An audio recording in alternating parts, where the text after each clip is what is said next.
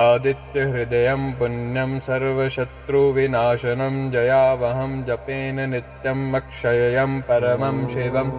सर्वमङ्गलमाङ्गल्यं सर्वपापप्रणाशनं चिन्ताशोकप्रशमनम् आयुवर्धनम् उत्तमम्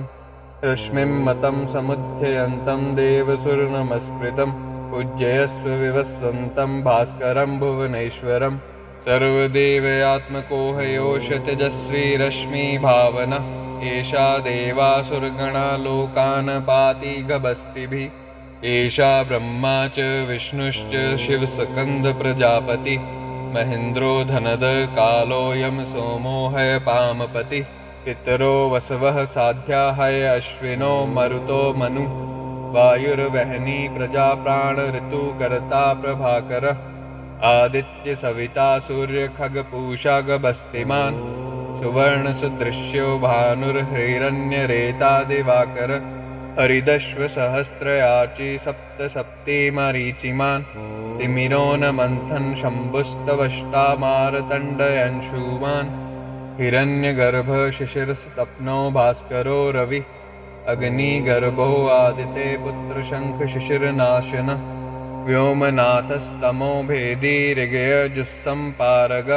धनवृष्टिर्पाम मित्रो विन्ध्यविथि पलवंगम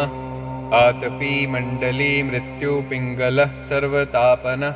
कविर्विश्वो महातेजा रक्त सर्वभव उद्भव नक्षत्र ग्रह तारा नाम दीपो विश्वभावन तेजसामयपि तेजस्वी द्वादशात्मन्नमोस्तुते नमः पूर्वाय गिरये पश्चिमायाद्राय नमः ज्योतिर्गणानां पतये दिनयधिपतये नमः जयाय जयभद्राय हर्यश्वाय नमो नमः नमो नमः सहस्रांशो आदित्याय नमो नमः नमः उग्राय वीराय सारंगाय नमो नमः नमः पद्मप्रबोधाय मारतण्डाय नमो नमः ब्रह्म ईशान अच्युतेशाय सूर्याय आदित्यवर्चसे अस्यवते सर्वभक्षाय रुद्राय वपुषे नमः तमो घनाय हिमघनाय शत्रुघनाय अमित आत्मने कृतघनघनाय देवाय ज्योतिषामपते नमः तप्तचामीकरयाभाय वहनये विश्वकर्मणे नमस्तमो अभिनिघ्नाय रुचये लोकसाक्षिणे नाशयत्येष वैभूतं तदेव सृजति प्रभु